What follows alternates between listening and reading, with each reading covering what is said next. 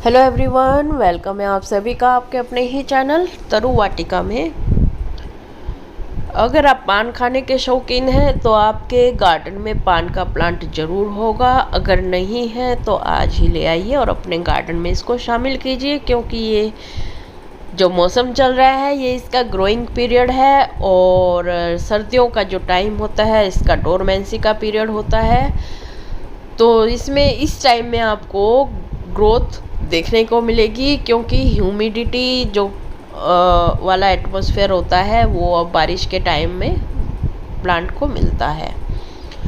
Humidity lover plant है ये, इसलिए समुद्र के आसपास का जो एरिया होता है वो वहाँ पर ये बहुत ज़्यादा पाया जाता है। और लेकिन आजकल जो नॉर्थ इंडिया में ड्राई एंड हॉट क्लाइमेट के एरिया है वहाँ पर भी हम लोग इसको उगा लेते हैं ह्यूमिडिटी आर्टिफिशियल तरीके से प्रोवाइड करके।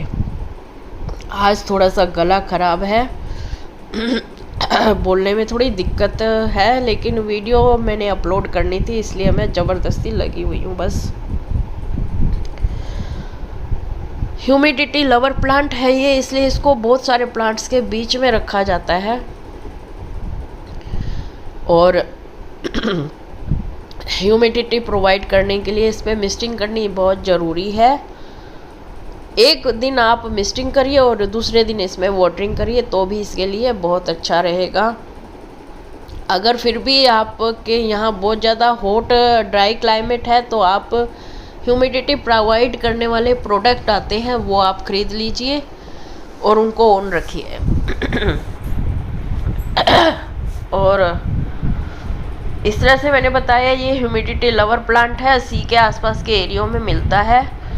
और इसकी जो सोयल है वो मॉइस्ट होनी चाहिए, ड्राई नहीं छोड़नी है बहुत ज़्यादा, क्योंकि बहुत ज़्यादा ड्राई छोड़ेंगे तो पत्ते पीला होना शुरू हो जाएंगे और प्रोपोगेशन की बात करें तो प्रोपोगेशन इसकी बहुत इजी है। अगर आपने मनी प्लांट को टेक केयर कर लिया है तो इसको भी आप ग्रो कर सकते हैं आसानी से, क्योंकि इसके जो केयर टिप्स हैं वो मनी प्लांट से ही मिलते जुलते हैं। सिंगल लीफ से इसको प्रोपोगेट कर सकते हैं मनी प्लांट की तरह, वाटर में भी प्रोपोगेट कर सकते हैं। एरियल रूट्स होती हैं उनका ध्यान रखना ज़रूरी है, बस इसकी कटिंग लेते हुए इसको आप आराम से मल्टीप्लाई कर सकते हैं।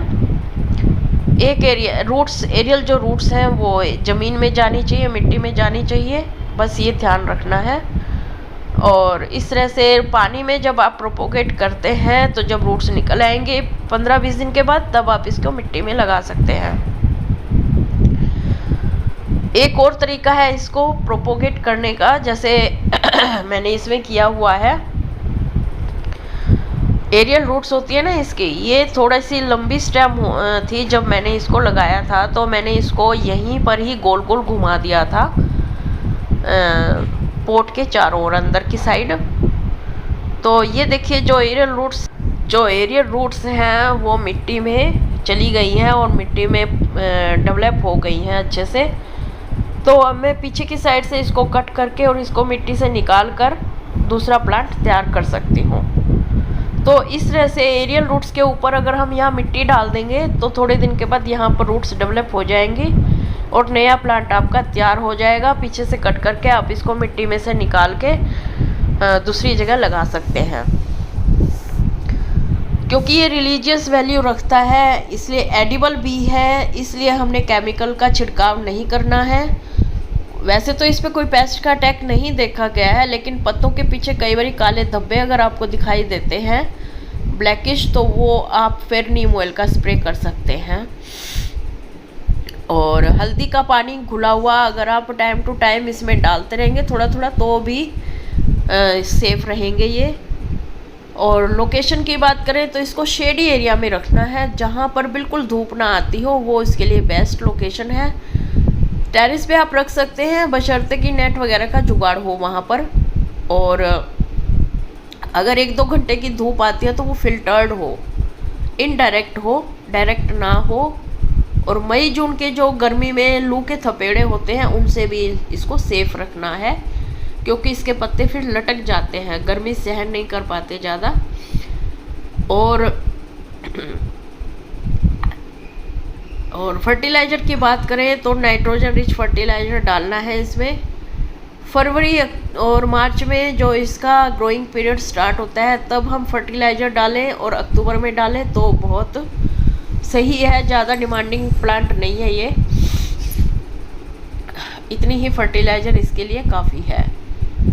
और वेल्डेन सोयल लेनी है, इसके लिए बता दूं मैं, वेल्डेन से मतलब क्या है, 1 पार्ट कोकोपीट, 1 पार्ट सड़ी हुई खाद गोबर की और 1 पार्ट गार्डन सोयल, ये सफिशिएंट है इसके लिए।